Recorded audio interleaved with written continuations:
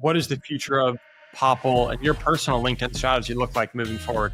Thought leader ads are like LinkedIn's hidden gem. This post, it looks like an organic post in your feed because it's from me. It's not from a company, but it's actually getting marketing spend behind it. At first, I was like, this sounds great, right? Like I can focus on running the company and they'll help me with actually creating, that 30 minutes per post. They'll help me with that. You made a big pivot with Popl. I think LinkedIn is really our channel when it comes to in-person go-to-market. And so we're going to continue to try and play towards that human plus AI plus funny kind of thing. That was my first kind of taste of finding passion in working. You heard it here first. The new formula on LinkedIn in 2025. Let's go. Thanks for having us, Jason. Love the office. Thank you. Thanks for having me on. Appreciate it. Awesome. So for the audience, we always like to kick things off with just getting a sense of your background, what you're doing, what events have kind of led you to today where you're leading Popl. Could you just give us a quick intro on your background? Yeah. So I come from Berkeley, California, which is in the San Francisco Bay Area. I went to school at Berkeley High, this massive public school. And then UC Berkeley was actually too close to home. My parents really wanted me to go there, but it was too close. I didn't want to spend 18 years and then go to the same college. So I ended up going to UCLA, which was still in California, far enough away, but still in the UC system. Went to UCLA for computer science, and that's where I first learned about tech. And I studied computer science, so I was coding in classes. And that was my first kind of taste of finding passion in working, right? It's I actually enjoyed coding, and it was also for my courses. So it was first spark of wow, passion can be also work as well, which I think, I want all entrepreneurs to find at some point. Finished UCLA, and I went to Boeing for about 8 months. And Boeing was an interesting experience. That was, when you're at a company with 200,000 employees, it's quite a unique situation. I'm sure being at Baines, you know how it is. But that was great because I'm working with smart people and I'm learning a lot, but it wasn't exactly what I wanted to do. And I was working on things that weren't exactly my passion.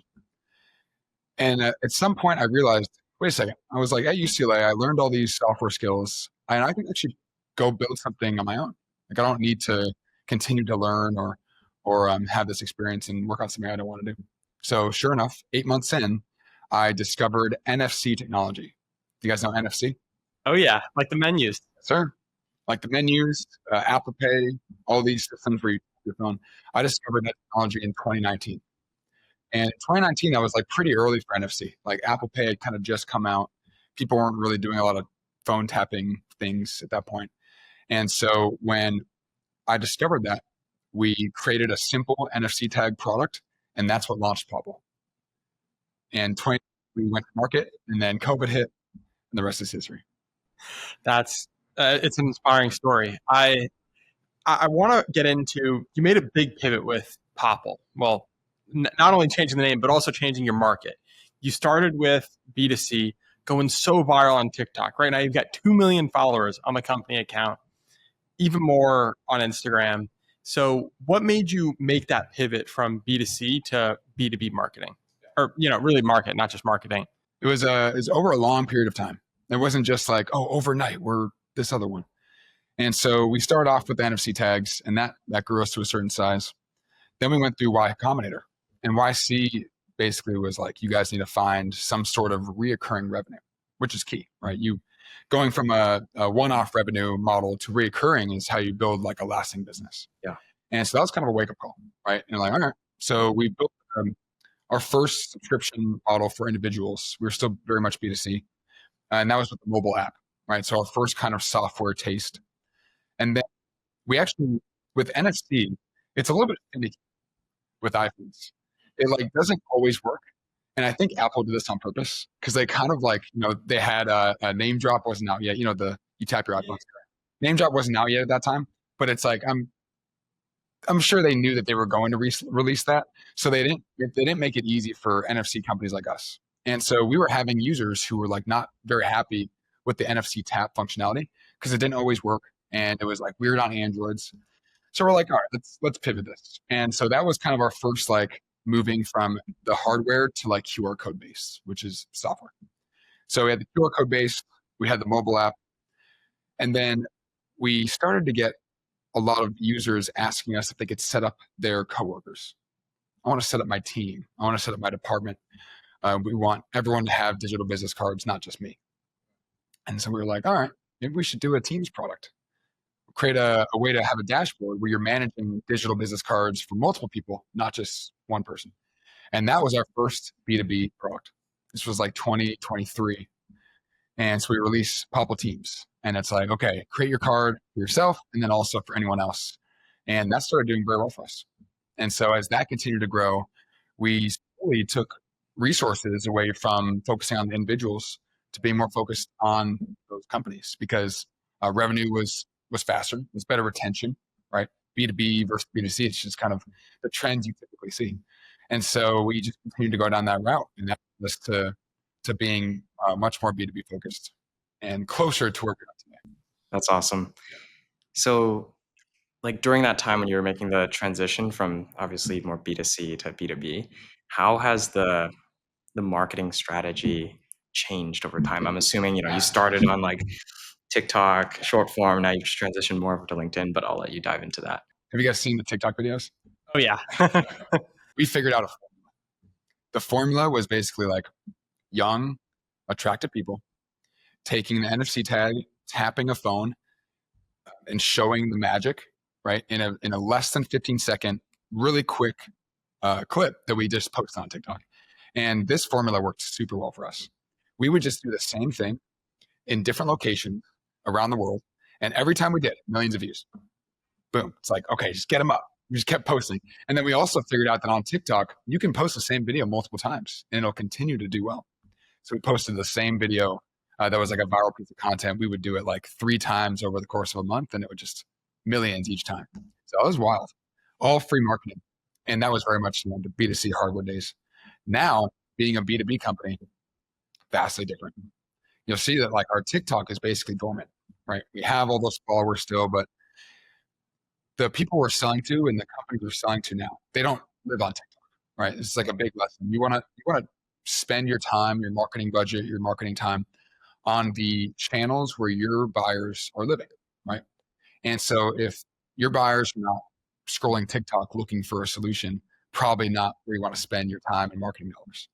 And so now that we're B2B SaaS, LinkedIn and in-person go-to-market, which we'll get into, and some of these other channels that like, okay, they're directly to our ICP. That's what's doing well for us. And so the way you could think about it is like any time spent on the TikTok is kind of like not good use of your time and energy. So one of the TikToks, I've seen all of them. And what really stood out to me was, the one that got 80 million views and it was like 24 hours or something crazy like that. And you actually did a LinkedIn post about this where you posted the same video. And I don't know what the exact impressions were like, but it is definitely well short of 100,000. Oh, not even close. And like, what does that tell you about your LinkedIn marketing strategy versus what was working on TikTok? Yes. I'm glad you caught that. I tried posting that on LinkedIn to see what would happen, right? Because we know it's a viral piece of content, 80 million on TikTok. And not just viral, like very viral, like only like literally like 0.001% can hit this metric. And we had like people around the world watching that. Like people around the world were like watching that over and over again, sending it to their friends. So I was like, it's got to do well on LinkedIn, right? No. And it goes to show you that each platform, very different, right? The content that resonates is different. And so that was literally a test. Let's see how it does. That video, I think, hit 29,000 impressions. I don't even think it hit 100 likes. I think it hit like 80 likes. People are like, oh, no, not why I'm on LinkedIn. But when you post about Mark Cuban and post that gets, probably it's almost at like 1,000 likes right now. Yes. It's like 1.2. And that one impression wise hit about 1 million. What was your thought process writing that post and how you did that? So I'm really proud of that post because it's very in tune with the newest iteration of what Popl is today, right? So Popl Teams wasn't really our end goal, right? Digital business cards for teams. Now we have a product that's like driving our growth even further. And that is in-person go-to-market. And we can break that down a little bit later. But that post is all about how in-person go-to-market fits in with our world today and with the role that AI plays in other go-to-market channels and how it affects the in-person channel, which is conferences and events. That's fascinating. Yeah. The in-person go-to-market that you keep bringing up. I saw your recent post, writing someone's name on their forehead and then just scanning it and getting all that data downloaded into your CRM. Can you tell us a little bit more? Yeah, absolutely. So this is our newest iteration of the company, and it's been a long time coming. Really proud to be here. Basically, you guys know how you can go into ZoomInfo, Apollo, some of these go-to-market tools, platforms, and you can create a list, a lead list, based on certain filters, right? You could say like, okay, let's say you're a company and your ideal customer is a massive enterprise, right? So over, let's say 1 billion in revenue. So you're going to say filter 1 billion in revenue, right? Then it needs to be over 1,000 people at the company. Okay. Filter 1,000 plus people. And you can use these filters, and these go-to-market platforms will give you a list. You can download the list, and then you can give it to your BDRs and your AEs, and they can just cold call, they can cold email, and they'll hit this list to generate leads and generate demos. All right. That's like kind of the typical go-to-market that a lot of companies do. What we've figured out is that instead of going to that dashboard and getting that list from just like, here's my filters, I'm going to get this list, our companies go to in-person conferences and events, right? But it's, in the end of the day, it's the same concept, right? Instead of getting the list, you're going in person and you're meeting people face to face. But when you scan their badges, or you scan their paper business card, or their forehead in this case, we're going to give them the same data and create those same lead lists. So instead of getting it from the dashboard, you get it from events. That's in-person go-to-market. That's really interesting. And one thing I just want to chime in here as well is like the data that you're getting from these in-person events is super valuable and I've worked with a number of marketers at Google, and there's always a conversation around, okay, it's a challenge to measure like attribution from in-person events. So I feel like there's an angle where what you guys are doing can be really valuable for businesses because they'll get more data about who's actually attending their events, who these people are, all that sort of thing. Yes, that's a huge pain point that we often hear, is that these companies, they don't have a good way to actually track how successful their conference was, right? Conferences are expensive, especially if you're exhibiting. Like, I'm talking anywhere from 15K to hundreds of thousands per booth. And actually, a mega booth at Dreamforce, Salesforce's conference, is more than $1 million. Yes. And so if you're spending that much for like a couple of days, if you're not having good attribution on the back end, it's very hard to track how that went.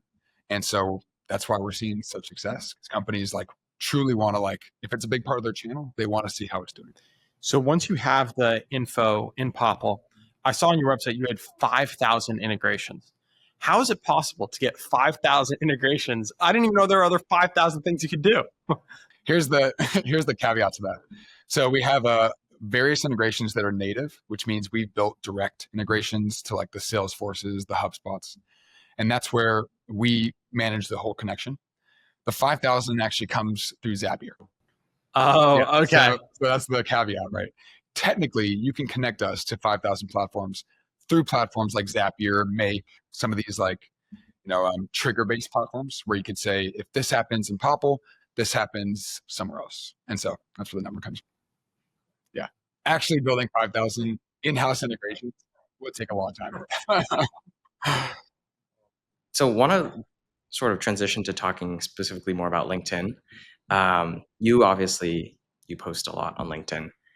Can you tell us over the last 6 months to a year, what are have you noticed any trends or pieces of formats of content that have worked really well? Because like we talked about, something that goes viral, like crazy viral on TikTok, doesn't necessarily do the same on a platform like LinkedIn. Yeah, very true. I see that every time that I post something and anyone posts on LinkedIn, they're learning, right? You learn what resonates, what doesn't. What I've seen resonate at this point is basically like let's call it like 3 pillars. The first one is like straight facts. sorry, let me rephrase that. The first one's like straight statistics, like a stat about your business or about your company or something, but like an actual cold stat. So like, let's say you said 10 million in ARR, right? Straight up, just like, here's the stat, first line. And then that generally does much better than just saying like, hey, we're growing, or like, we're doing well. And that's why funding announcements, right, where we raised this amount at this valuation, like those like hard stats really draw eyes. And so that's like the first thing. If you can give a stat, and especially if it's like kind of a juicy one, revenue, growth rate, those often do better. Have you guys seen that as well? Yeah, no, I totally agree. And I think what makes the stats even better is when you have something like Series A to compare the stat to. Because if you say you raise $5 million, someone's scrolling, it's like, what is $5 million? But it's a 5 million like seed round. Okay, then that's even more likely to click on the post. Exactly. And we actually, it's funny you mentioned that. We had a joke. If you do a round and you say the number, but you use a different currency. So that'd be a crazy post. Like what's a current, like Mexican pesos. You do it like, we just raised some like 100 million Mexican pesos parentheses US dollar. Like that would do really well with eyes, because like you see the big number, but then it's like, it's kind of a joke. You read further. But yeah, those always do really well. That's the first pillar. Second pillar, AI topics. Let's be honest. Anytime I'll say anything like the Mark Cuban post that's like, here's a hot take about AI, everyone's like, oh, what is this? Like, let me see if I agree. Like, oh, where's the world heading? AI is obviously like the biggest topic in tech right now. So like anytime there's an AI in that first hook, right, the first couple lines, that's better. I totally agree. I mean, it's what people are talking about. Like you have to almost think about LinkedIn as like when you're talking to one specific person. Like when you're at dinner with your family, there's a very high likelihood that ChatGPT is getting brought up. And it's the same on a LinkedIn post. Like you can relate with your audience. Like everyone's talking about it. It's very true. Okay, so what's the third? But you know what's interesting? Real quick on that one. It's the world that we live in on let's call it like tech LinkedIn. The rest of the world is very much like, I'm not gonna, like, behind's not the right word, but it's like Removed. Yes. Like everyone knows ChatGPT. Actually, not even everyone. Like, right, most people know ChatGPT, but like the AI topics that sometimes we talk about, like we see them as like in our world, and it's like, oh, like that's just kind of common. To the rest of the world, it's very much not so. I actually realized this, like talking to some family members. I completely agree with that. I had a friend who's like way too deep in the Twitter, like tech Twitter sort of rabbit hole. Yeah. And like he's talking to me about all these different things. He's talking about like MCP, and he's like, oh yeah, like everyone knows this, right? And I'm like, dude, go like get out of your bubble for a second and realize like we are, I think the social media ecosystem that we exist in, it's very easy to forget that like 90% of the world. It's a bubble. It's such a bubble, especially take Twitter, like even more so. Like some terms I'll say that most of the US doesn't know. Cluely, no idea. MCP, Grok, right? The NVIDIA competitor, no one. Even like XAI. Like I bet you a lot of people, especially if you're not on X or Twitter, you wouldn't know what XAI is. Right? A lot of people probably don't know what X is. Yeah, it's true. They're like, oh, Twitter. It's like they haven't been on there for a while. Some of these terms that we see as like, this is just part of our world, very much removed.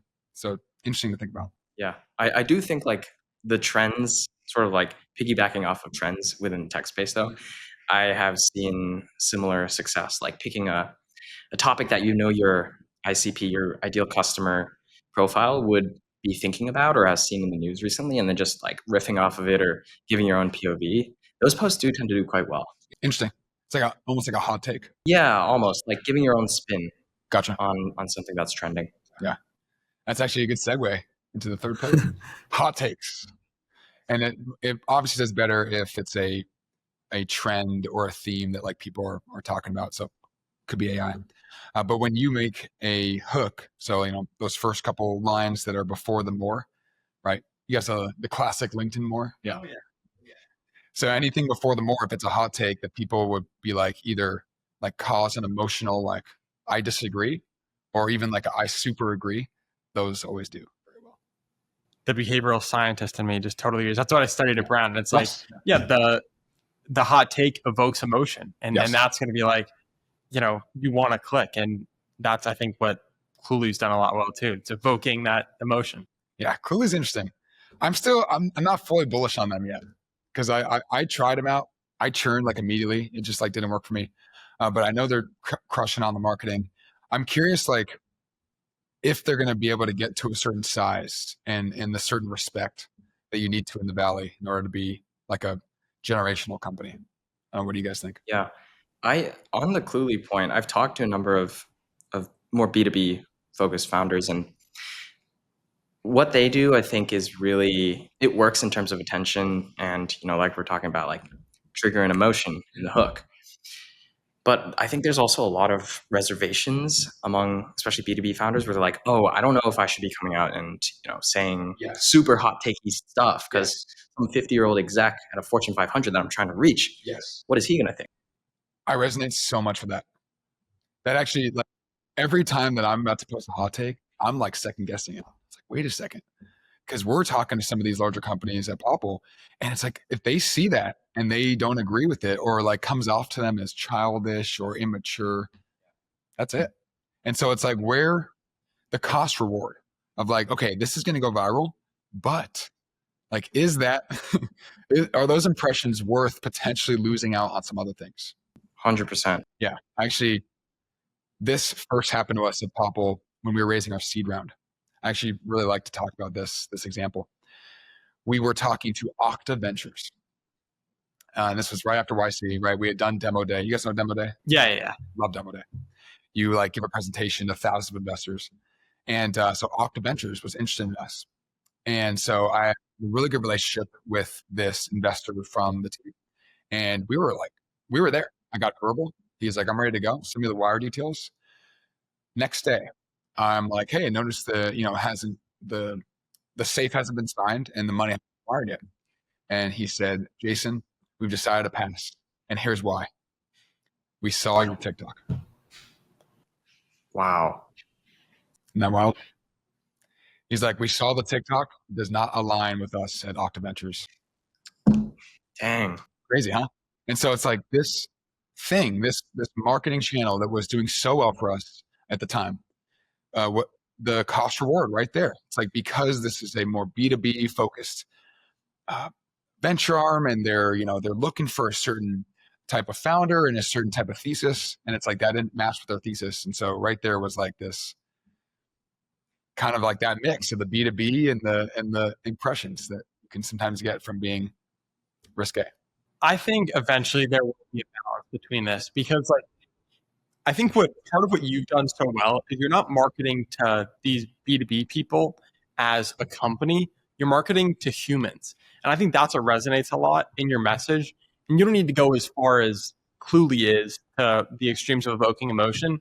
But that's why I think it's really impressive, the middle ground you found, to be able to post a lot on LinkedIn, generate a lot of impressions, but not turn off too many Okta Ventures situations. Thank you. Yeah. And I think that's where a lot of the like opportunity is on LinkedIn right now, because a lot of people have previously done B2B selling it like you're selling it to an inanimate object, which is just you're selling it to a human. And that's like what Popl can unlock too. That's like the whole thing. Like, you get the human's information, not the company. Exactly.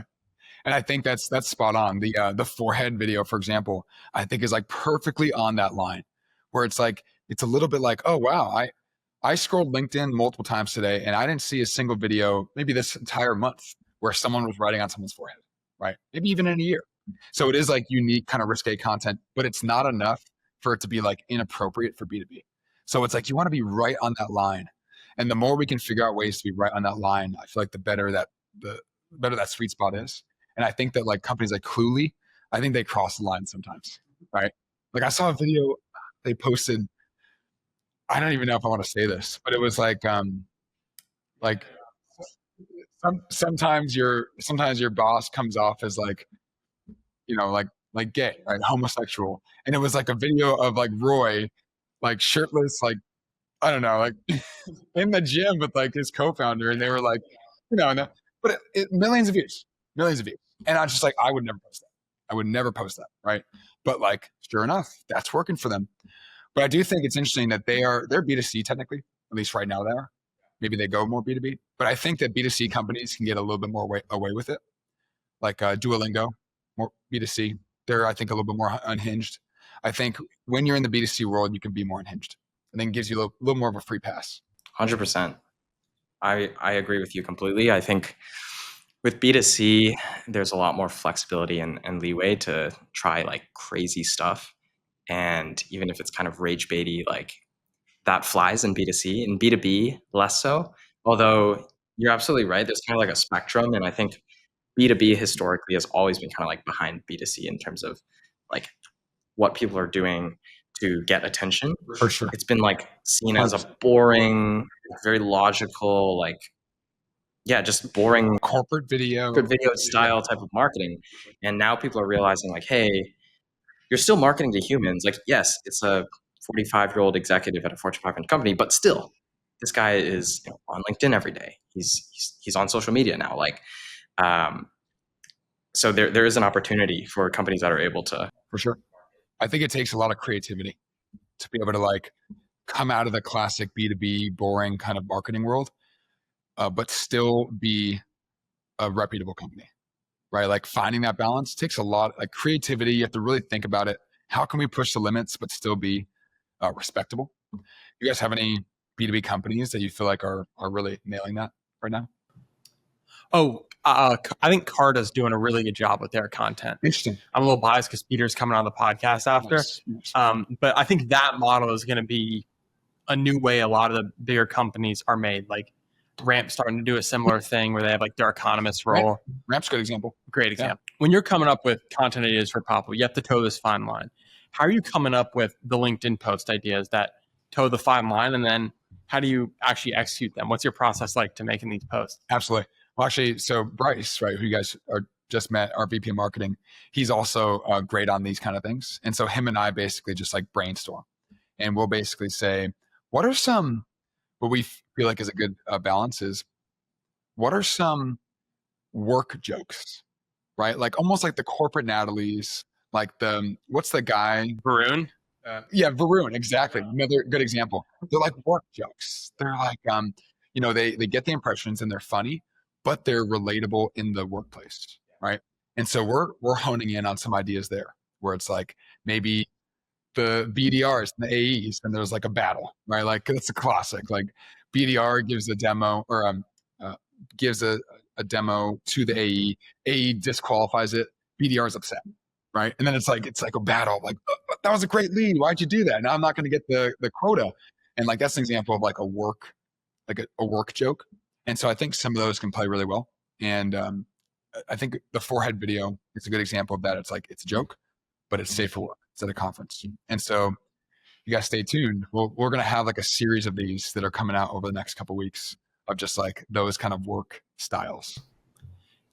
Built's having a sitcom right now too. I just thought of that, Yep. and you'll fit right in there. How do you think of a video versus a post? And have you noticed a difference in impressions between those two formats on LinkedIn?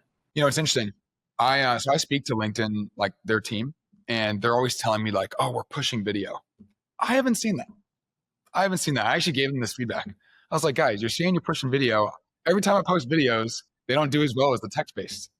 And so, yeah.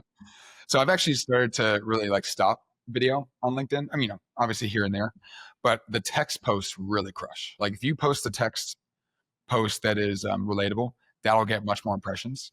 And so typically I personally like to stay within the text post and like not carousels even, which like, carousels were all the rage for a bit where it's like, oh, post an image carousel.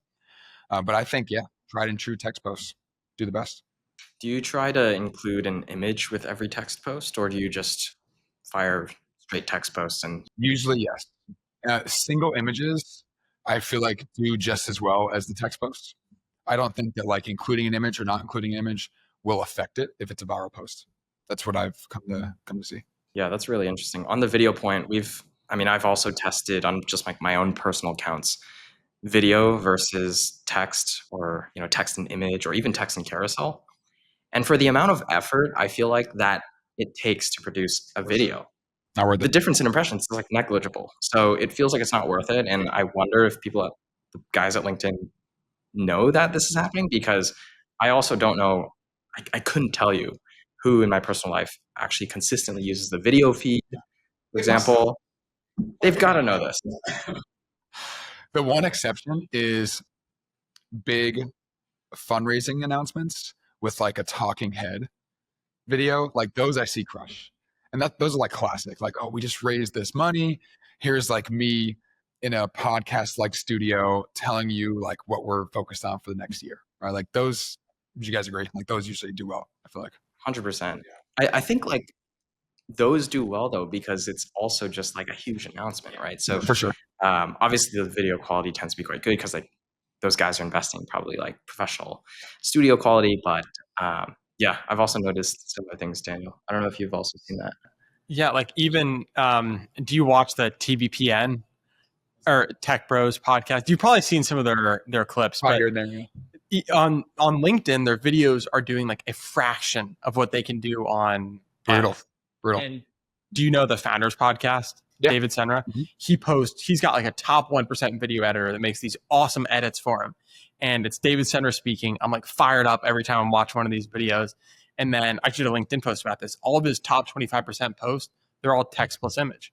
None of them are videos. Crazy. So I'm bearish on LinkedIn video right now same. as it stands. Very bearish. Super interesting. I wonder if that'll change over time.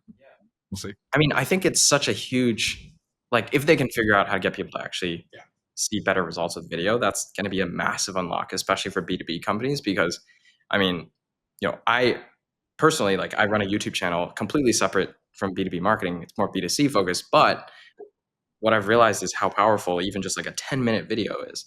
The amount of trust that you build from say like a 10 to 15-minute long form video versus like 100 text posts, there's just no difference. There's no competition. It's all about watch time. I noticed it's on TikTok too. When someone watches all the way through, that is a huge plus to the algorithm.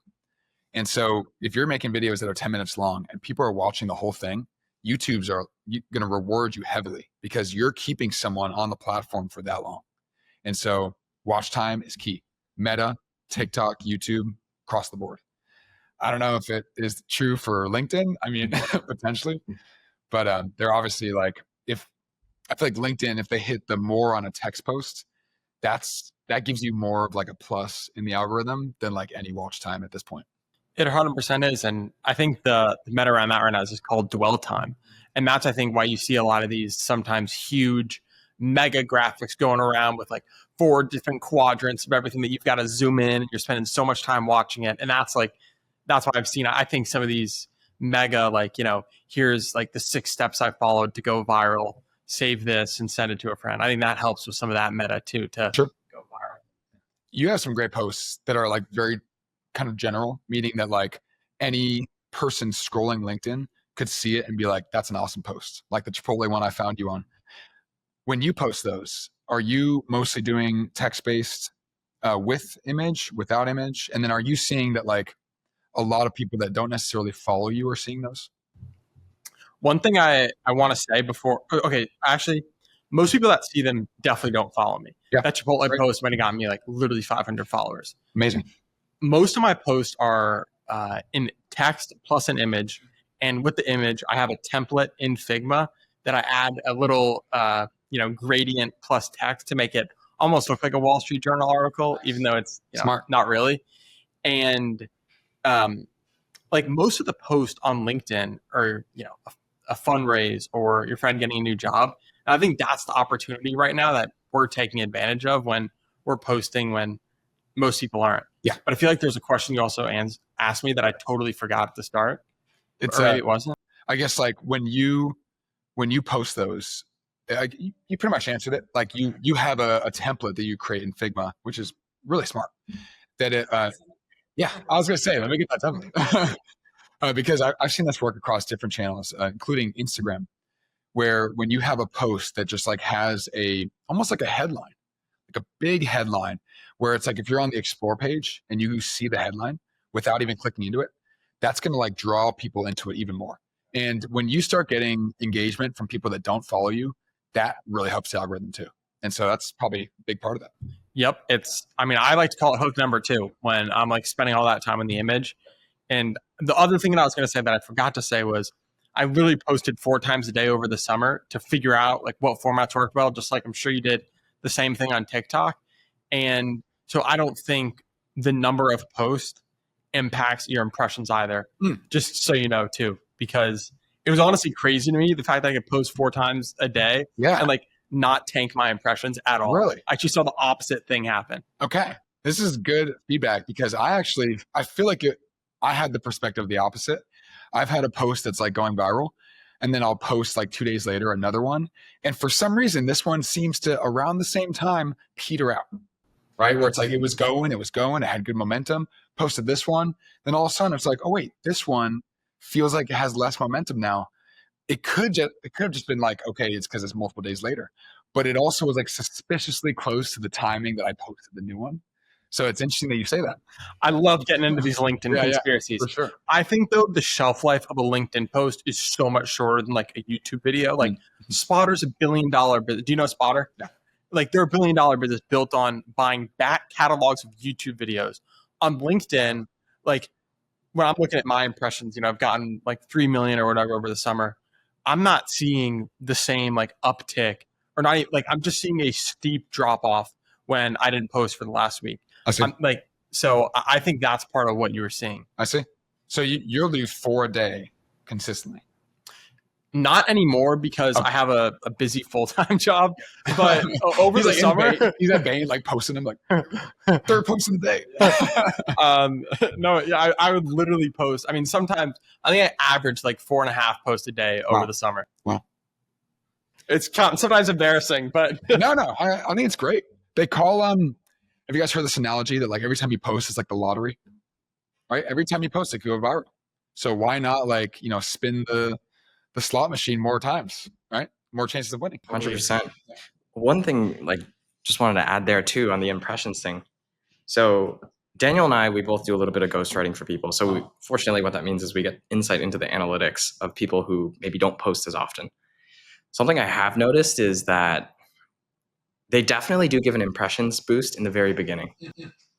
Every single account, first post we put out, they're like, wow, this is doing so well. Like we're getting so many impressions. And I'm like, okay, let's like set the expectations because like it always kind of comes down a little bit afterwards. Now that's not to say like, you can't have viral posts after that. Clearly Daniel's been able to replicate that multiple times. But I think that is one interesting point. And the second is, I think clearly the algorithm doesn't penalize you on impressions, even if you're posting like 4 times a day and I wish we could show you his impressions graph. Maybe we'll flash it up on the screen for the video. Put up the little graphic. Daniel is posting, 4 times a week 4 times a day on average. And the impressions are just like going more and more up. And I think there is a distinction though between like the algorithm itself pushing you out versus like maybe engagement from people. So when you say, hey, I had a viral post and then the next one like 2 days later petered out, were you looking at like impressions? Were you looking at reactions, comments from people? What specifically? Yeah, when the viral posts are up and they're like going viral, like you'll basically see, like let's take the Mark Cuban one that was recent. It was hitting like 1,000 new impressions every minute or so, right? So 1, you can see the impressions going up, and then 2, you can see the likes going up and the comments going up, right? So all of those are all happening in parallel. And as soon as I posted like the next post, like I let that one run for a bit. And actually that one was what we call a weekend warrior, where like you post it and over the weekend, less people are posting. So what LinkedIn I've noticed does is if you have a post that did well that week, it takes it and it reboosts it for the weekend, just so like people on the platform on the weekend have something to look at, right? Because no one else is posting. So that one became what you call a weekend warrior, where like started to pick up more steam over the weekend because people were just like, oh, I have nothing to see. Might as well show them this post that Jason posted that's viral about Mark Cuban. Anyway, so that one was going. And then I posted on the next Monday, so the following week. And as soon as I posted the next one on Monday, I felt like that one just like immediately lost steam. And again, it could have just been like, it would have done that either way. But because of like the suspicious like nature of like, okay, I just posted a new one and it seemed around the same time to do that. That's where I was like, okay, it seemed like it was correlated. And it stopped hitting 1,000 per minute, right? You stopped seeing the likes come in. So that's kind of like what I'm judging it off of. I used to have the same suspicion with TikTok when I was working on a different business, and I'd be like, oh, if I post, then it's going to impact it. And for me, at least, because, if you're posting 4 times a day, like after that Chipotle post, like I saw it doing well, and I must have posted like 10 more times before it hit 200,000 impressions. So I think like when there's not as much data to go from, it Very can true. seem like that too. Very true. So you posted 10 after while the Chipotle one was going viral, Yeah. and it continued to go viral. Yeah. I don't stop posting. Honestly, I'm not very like tied to that thinking. So if you've seen that, you have more data points than me. I'm tempted to just be like, you're probably spot on. It makes sense, right? LinkedIn wants people to have more impressions. So why would they all of a sudden stop showing your viral one just because you posted more? It doesn't really make sense. How are you actually writing these LinkedIn posts? Like once you have the idea, are you going into your notes app? What's your process? Yeah. So they all start from what I like to call shower thoughts, right? Like throughout the day, especially when you're running a company, a lot of things are happening. And for me, do you guys know what founder mode is? Yeah. Like I'm very, like there's a spectrum of like manager mode, founder mode. I'm more on the founder mode side. Some of my employees don't necessarily like that, but being on founder mode side, I'm like looking at all the different departments and I'm very like in the weeds. And so I'll like constantly have ideas of like new things that I learn, new posts. And so when the pearl is discovered, I immediately write it down in Apple Notes. And I have like this big list of Apple Notes. And so what I'll do is like, okay, throughout the week, I'll dedicate maybe 30 minutes in the morning to say, okay, I'm going to take this time and create the next post. I'll go to my Apple Notes of pearls and I'll say, what's the most like trending based on real world events? What's the most relevant? Or maybe like, what am I most excited about? I'll pick that one and then I'll take that idea and turn it into a full post. And that usually takes about 30 minutes. And like, to me, that's like 30 minutes well spent because there'll be like a lot of impressions on it. It's, continuing my LinkedIn, building that audience and that presence. And so I'll spend that 30 minutes. I'll have a post by the end of it. I'll definitely use ChatGPT to kind of like bounce ideas. I always say like, here's my hook. Can you make it any spicier? It's like, here's some ideas. Sometimes they're great. Sometimes they're terrible. It'll get there. But then sure enough, in the 30 minutes, I have like this post that I'm proud of. Throw it up. I've got 2 things. Well, one way you can improve and one cool story about it. I'll start with the cool story. So the way you described of coming up with a hook idea, writing it down, whether if it's a shower, walk into the subway, whatever it is, that's the same way a rapper I was talking to, I can talk to you more off camera, but he's got like 50 million streams on Spotify a month. He does the same thing with all his songs. He has a first line that he thinks of, whenever it is during the day, writes it down on a notes app, and when it comes to going to the studio, he uses one of the hooks and reads off of it. The tip for you is, I don't know if you do this already, but there are a lot of ways once you have that post to write it in what it would look like if it was on LinkedIn. Because the LinkedIn, once you click like post on your computer, you can't see like what would be cut off the more on mobile and desktop and what wouldn't. So I'll show you. There are these free tools like TypePro. I wish we were sponsored, but you should check it out for next time just so you can optimize the hook. So it shows you what it will look like when it's posted. Yeah. So like you can optimize for, maybe you were going to say something about a fundraise. And then if your like last word was going to be chopped off by the more, then you know that. So you're like, okay, maybe I'm going to ask chat to remove 2 words. Gotcha. That's fascinating. I've typically not felt like I had to do that because generally it's 3 lines pretty consistently.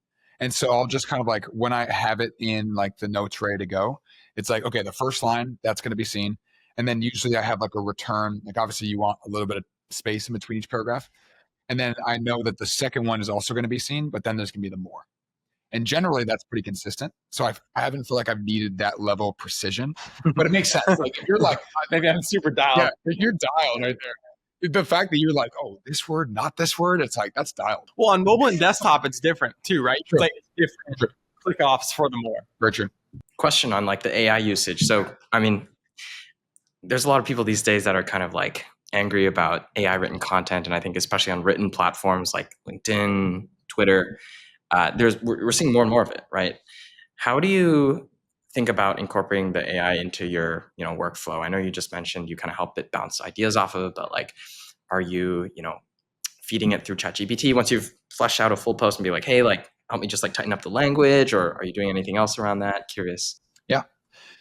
So my usual like flow is I'll just like throw my thoughts down, like just typing. It's like maybe might not be the most like eloquently worded, but I'll just throw it down, and then I'll take the whole thing, put in ChatGPT, and say, make this smoother. I actually really like that prompt. Make this smoother, and it makes it smoother and gets rid of filler words, makes it nice and clear. And then I go ahead and like remove M dashes, and then I like make it in my voice. Right? You don't want to just take what ChatGPT put and just say, great. Like then yes, it's going to be clearly like AI generated. But if you take that and you say, okay, make it a little bit more my voice, like change this word, maybe change this sentence. I actually liked this sentence in my original one better. Take that, replace. I'll pretty much do that every post, where it's like at the end, it's this like Frankenstein combination of like, this part was me, this part was ChatGPT. I like the way it worded it. This part was me, etc. And I think at that point, it's like, it's very hard to even know that that's AI generated. 100%. Like personally, that's very similar to the workflow that I have when I'm writing posts either for like clients that I'm ghostwriting for or just my own personal accounts. Usually the idea obviously starts from some random thought that pops up. Maybe one day I'm talking to someone, I have an interesting conversation. Maybe there's going to be a post that comes out of this conversation with you, and think of the hook. Spend probably most of the time thinking about how we can make it as scroll stopping as possible, since I really believe it drives like 80% of the results of the post. It's basically the whole post. Yeah, it's basically the whole post, because and this is a whole other conversation too of like, I honestly think that 10, maybe 15% of people are still reading by the very end of the post. Mm-hmm. And I don't know if you guys have seen similar things, but like, I think that's why the hook is so important, obviously, not just because it's the first thing, but like short attention spans. If you have a really long text post, I don't know how many people are actually getting all the way to the bottom. But going back to the workflow, I think, yeah, very similar to yours, using it to refine, clarify the language, but still making sure to incorporate my own voice into it. So it's not super key. AI style. It's like a funny thing that I was reading about. AI like has certain words that it uses a lot more. For example, this one that I was reading about, delve. The word delve. You guys are use delve in writing? I don't even. I haven't heard it in 20 years. Usage of delve as like because of AI, it just like loves that word.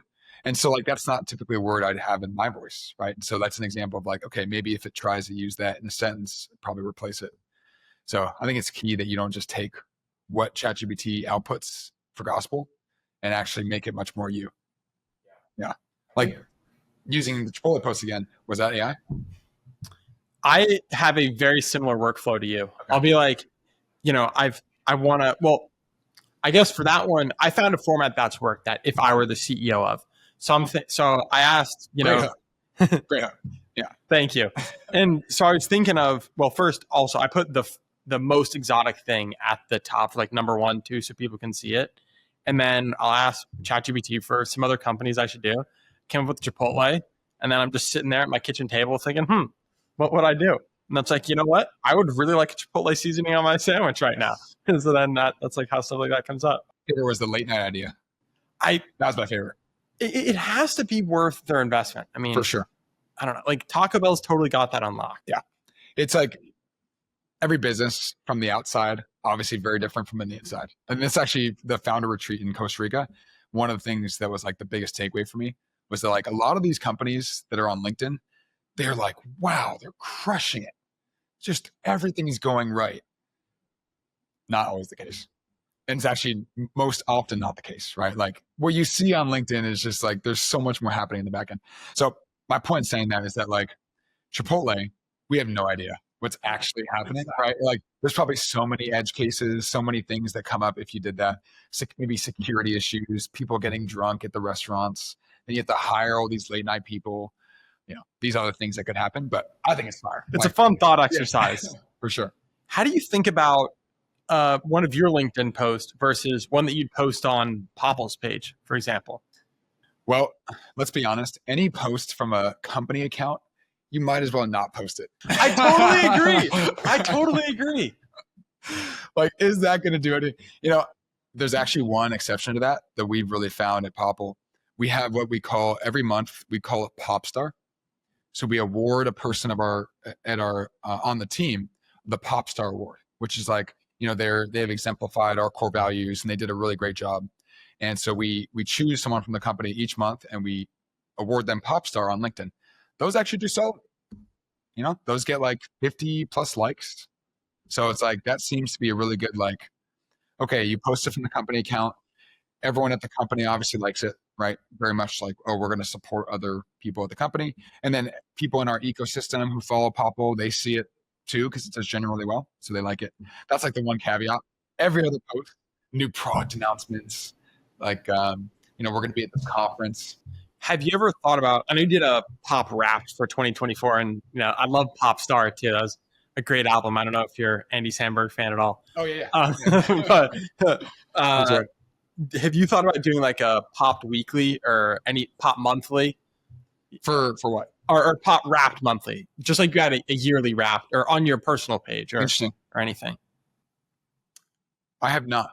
I do think that like if you do a Pop Wrapped Monthly, each one becomes less special, right? Anytime you increase the frequency of something, it gets less special, right? That's what makes Pop Wrap for a year so like, whoa, like full year went by. What are the highlights? If you do it on a monthly or even a weekly basis, you're kind of like starting to lose some of that specialty. So I haven't really thought about that or got around to it, but interesting idea. Yeah. On the point about like posting on the company page, do you think there's ever a world where it's worth posting on the company page? Because right now it seems like we're headed towards a direction where like every CEO or every founder should be posting on their personal account. And if they aren't, you're already like starting from less than zero. So like, yeah, curious just your thoughts there. Because posting on company page versus posting on the founder page, I feel like I would always go with the founders. Yeah. People want to see people, right? It's the same for in-person go-to-market. People want to buy and sell from people. So we obviously are a huge fan of that. I'll say that like companies have money. Let's be honest. So LinkedIn as a platform, they're like, if the company wants their post to do well, you got to pay us, right? Boost that post. And so I think that's what they've kind of landed on is like, we're not going to really push company posts organically because they're just like, if you want that to get seen, boost the post or do LinkedIn ads, right? Like that's what we do. We do LinkedIn ads. They do quite well for us. And so like, because the companies have the money, they have the ability to do that. I think like that leads to LinkedIn not giving that organic reach. Interesting. Yeah. I mean, I'd love to dive in on that LinkedIn ads point because LinkedIn ads are probably the most expensive of any platform, right? 100%, really high cost per click, but obviously like for good reason, right? Audience is really valuable. When did you guys start like experimenting with LinkedIn ads and what have you learned from that? Yeah, it was kind of around the same time we stopped on TikTok. We're like, okay, so our people aren't here. We're moving to B2B SaaS. What do we kind of move these marketing dollars to? And so LinkedIn, you're talking much more to the people that are buying our product, especially now. And yes, it's higher cost per click, pretty much more than any other channel, Instagram, X, etc. But if that cost per click and that cost per demo is still lower than your average contract value, it's a win, right? Like let's say you're spending $1,000 per demo on LinkedIn that you acquire, which is like crazy. Like on Meta, right? You could get downloads for $10 per, right? App download $10 per, and that's standard, at least with the good piece of content. So going from $10 to $1,000, it's like whoa. But if every day you get to a $10,000 contract, then 1,000 doesn't seem so bad. Yeah. And so I think the best companies that should be using LinkedIn is if you're B2B and if your average contract size is a big enough amount where it makes sense. What are the main ads you're running? Because I've seen a lot of video ads on LinkedIn right now. Are you doing video or text? So most of our LinkedIn ads are actually what is called a thought leader ad. You guys ever heard of this? Yeah. Yeah. I've seen a lot of those, and I think that's the way to do it, because I Yes. see a lot of these videos, and if no one's watching videos on LinkedIn, there's no point of advertising as a video. A thought Sorry, leader that was ad. another rant about video. These No, are no, exciting. These are go. exciting. No, tell me about the thought leader ad. Thought leader ads are like LinkedIn's hidden gem. And I don't know why they don't push these more. A thought leader ad is where you take a organic post from a person, not a company, from a person, and you put ad spend behind it, and it turns into an ad. So we do this. Yes, we do this. Where like I'll post a piece of content, it does really well. We're like, great, let's turn it into a thought leader ad. So we'll basically say, okay, I'm gonna obviously like it's engagement suicide to put a link in your post. Everyone watching this, don't put the link in your post, put it in the first comment. So it's suicide to do link in the post, but you post organic, no link in post, does really well. Once it's run its course, then you edit the post, you put the link in the post at that point because it's already done its cycle on the organic.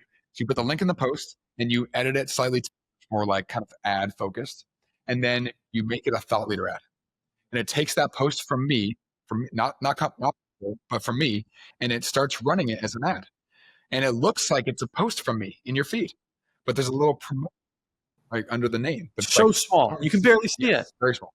And X is the same thing. X, they just had they were under pressure because they removed the little ad. Oh, Made it really? so small, and so it looked like a real post in your X feed, and then they got in trouble for it. But anyway, so this post, it looks like an organic post in your feed because it's from me. It's not from a company, but it's actually getting marketing spend behind it. Genius. So we'll do this for Bryce. If he has a great post for our VP of sales, anytime we post something great, we'll say we're turning it into a thought leader. Boom, now it's an ad. How much are you spending a day on those? And if you don't want to share, you don't have to. Yeah, let's talk more like on a monthly level.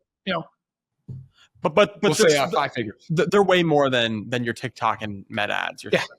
Oh yeah. Well, Meta, we do have some ad spend going towards, because Meta I'd kind of put in the like in between B2B and B2C, because like Meta especially with Facebook, a lot of B2B buyers are still on those, right? B2B buyers I feel like are a little bit more on Meta, Instagram, and Facebook versus a TikTok. So it's like on the spectrum of B2C to B2B, you're a little bit more on the B2B side. So we do have some Meta stuff on. Yeah. But it's definitely more on LinkedIn. And that's the right call. Yeah. Like if you guys are trying to get like impressions on this podcast or like any startups you guys create like a really engaging piece of content that like goes viral, and then make it a thought leader ad. Really great way to get impressions. Yeah, that's so interesting. I never really thought about that, but yeah, now that I think I've been seeing certain folks, and there's this one guy, I don't know if you've seen him, like the CEO of a company called Haven, Cyrus Shirazi, I think his name is. I've been seeing his thought leader ads where like there was a post that did really well organically, and then I think I saw it again, but this time I had a sponsored thing at the top, and I was like, that's kind of weird. Yeah. So do you think that's the most effective ad creative, ad tactic in LinkedIn right now? 100%, because it looks like it's the person. It's not the company, right? You will see some of those company ads. I scroll right past them. Like Fanta's got an ad. I see a lot of like, yeah. See all those, but it's like from the company. It's like, that's a scroll past immediately, right? But if it's like a person and you don't see the little promoted because it's so small, you're going to start reading that. And then like you get to the end and you're like, oh, wait a second, this is an ad. You almost like didn't even notice. There's one company, Numeral. They took their Series A announcement, had this like huge headline number. I think it was like 20 million they raised. They make that a thought leader. So like I've seen it multiple times now. It's like in the feed and it has a big 20 million. We just raised 20 million. So it's like, because it's getting marketing spend now, you'd think that like they're constantly raising 20 million. That's super crazy. smart. Yeah. So Jason, you had a ghostwriter at one point for you at Popl. What was that experience like? What did you learn? And tell us more about it. The first thing I'll say is that the ghostwriting firm that I use, they're great. And I don't want to like talk bad about anyone. They did a great job. But what I started to notice is that like okay, let's back up. At first I was like, this sounds great, right? Like I can focus on running the company and they'll help me with actually creating, that 30 minutes per post. They'll help me with that. So I don't have to like spend that much time on posts each week. And as we know, right, from your experience, Daniel, like posting 4 times a day is great, right? If I could get to that point, I would. And so I was like, all right, ghostwriters is an awesome concept. And so I looked at the market and I talked to a bunch of different ones, and I went with this one called Napa, and they were great. Very good writers. They clearly understand hooks. They're also like, they were really good at like comedic content that like actually made people laugh. So I was like, all right, we're going with them, because I wanted to prioritize the content quality over just like other parts of, benefits that these firms could have. So went with them, and they did a great job. But what I noticed is that the amount of time as a founder that it took to like constantly get them up to speed on what I was learning, constantly get them up to speed on the new concepts that I was like discovering and seeing, and constantly getting them up to speed on my voice.